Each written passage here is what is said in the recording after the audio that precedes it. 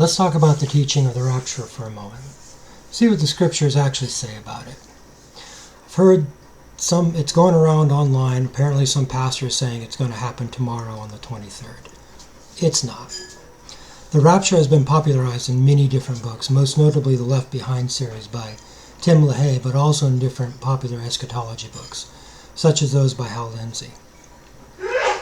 When someone says the rapture in most church circles, they're talking about the teaching that all real believers in Jesus will be bodily taken up to heaven before the final apocalypse takes place, usually over a 7-year period of hell on earth. This teaching is known as the Pre-Tribulation Rapture and first made its appearance among a fringe Pentecostal group in Scotland before being popularized by Darby in the 1800s among American non-denominational and Baptist churches and Bible schools. Other variants include the Mid-Tribulation Rapture and the Post-Tribulation Rapture. There is no record of this teaching or eschatological understanding in church writings prior to the 1800s. The truth is, it takes a great deal of scripture out of context and a great deal of theological gymnastics to support this conclusion, simply because the scriptures do not actually teach it. So what does the scripture then say? There are two passages which are truly salient on this topic. These are 1 Corinthians 15, 35-54, and 1 Thessalonians 4, 13-18. For the sake of time, I'm not going to go through and read all those passages, but I ask that you crack open a Bible and read through them. So what is Paul talking about in the context of these passages specifically? The resurrection of the dead. Now, what is clear from other places in Scripture, the book of Revelation in particular, is that the resurrection of the dead is meant to happen at the end of all things, when the earth and the sea give up their dead and they are returned to life. In the passage in 1 Corinthians, Paul goes into a discussion about what the resurrection body is in comparison with the current earthly body we now possess.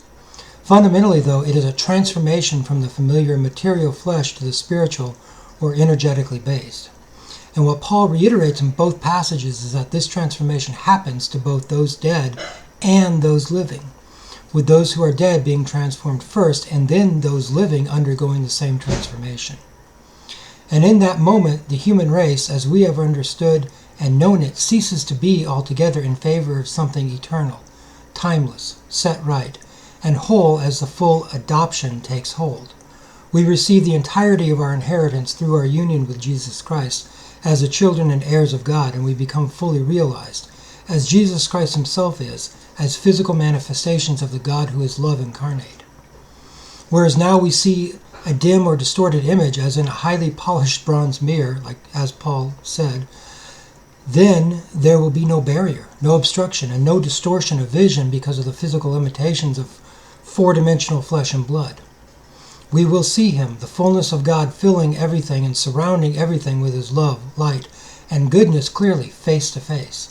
And this is the final redemption of Adam, all of Adam, from the mistake made tens of thousands of years before. God has never been interested in just rescuing a chosen few from the malfunction which occurred in our species in Eden. He has never been interested in just redeeming a select group of people. No. He's infinitely bigger than that. His sights are set on rescuing and redeeming each and every descendant of Adam, no matter how long it takes for them to come around. He's the shepherd that leaves the 99 to save the one that ran off. And the scriptures are clear that all of humanity will have to suffer through the apocalyptic consequences of its own actions. Because God is not mocked. What humanity has sown, humanity will reap. But at the end of it all, after heaven has had to invade and occupy earth to keep us from completely destroying ourselves, every single human being, living or dead, will be transformed, because the good work which he started among us, he will bring to completion.